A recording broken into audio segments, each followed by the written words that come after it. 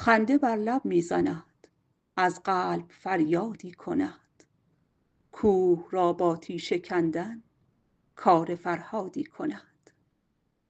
عشق چیزی نیست هر ولگرد و بی شرم و حیا، تا بگوید دوستت دارم بعد شیادی کند. در نظام این طبیعت هفته فهمی مرکب است، دانه اندازد برایت تا که صیادی کند.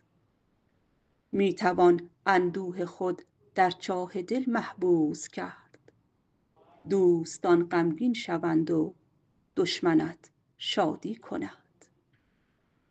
قصه ای فردا بگیرد عیش امروز مرا، اندک اندک تا فرو ریزد که بربادی کند.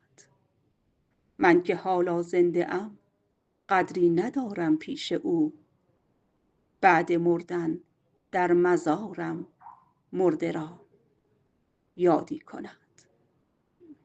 به قلم جناب استاد سید احمد حدیث.